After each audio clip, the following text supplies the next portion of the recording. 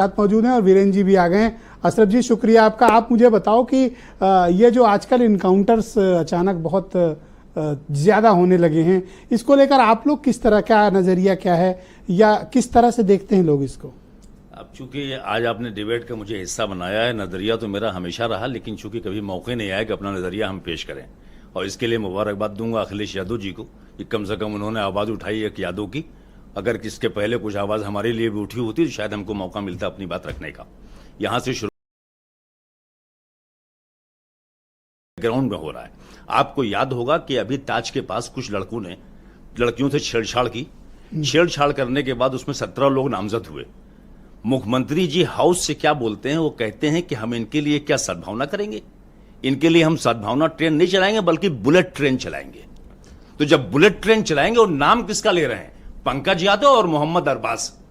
आप मैसेज दे रहे हैं अपनी पुलिस को कि ये दो लोग ऐसे हैं समाज में जो किसी भी कीमत पर बर्दाश्त नहीं किए जाएंगे, इनको जहां भी मिले इनको ठोक दो। अब मैं आता हूं उस इनकाउंटर के ऊपर जिसकी आप बात कर रहे हैं। मुझे हैरत हो रही है कि पूर्व डीजीपी साहब बैठे हुए हैं, इनको तो बात करनी चाहिए थी इस बात पे लेके कि साहब ये पुलिस का क्या तरीकेकार है, वो पुलिस कैसे ऐसा करती है। 28 तारीख को ये घटना होती है, 2 तारीख को वो बच्चा जो है अरे रात में उठाया जाता है। इनाम कब घोषित होता है 50,000 का? 2 तारीख को नहीं, पहला इनाम 2 तारीख को, पहला इनाम 2 तारीख को, उसके बाद 4 तारीख को 1 लाख रुपए कर दी जाती है। ये कौन सी ऐसी जरूरत महसूस हो गई कि आप उसको इनामी घोषित कर रहे हैं उठाने के बावजूद? ये वो है एक तरह की ऐसी किलिंग है जो शासन सत्ता के सपोर्ट से किलिंग की जा रही है। सवाल किसी यादव, किसी मुसलमान और किसी पंडित का नहीं है। आप लोगों ने तो आवाज मचा के अपने पंडितों पर रोक लगा दी, वरना अब तक आप भी मुसलमानों के बराबर खड़े हुए होते। आज सबसे ज्यादा मुसलमान, बताइए 7 मुसलमान कोई मामूली तादाद होती है क्या? लेकिन हमारी तो आवाज ही खत्म हो गई। ये तो आज मौका पता नहीं क्यों आपने मुझे दे दिया जो कम से कम आके ये बात हम कर रहे हैं, क्योंकि मुसलमान की अपनी लीडरशिप तो कोई बची ही नहीं है, और जो बोलती हो बीजेपी की भी टीम कहलाने लगती है। तो ये बहुत बड़ी विडंबना हमारे लिए है। लेकिन बहरहाल हमारी संवेदना उस परिवार के साथ है। उसके बाप का कहना बच्चे की यह था कि मैं तो था भी नहीं, और मेरे यहां मेरी वाइफ थी और मेरी बेटी थी।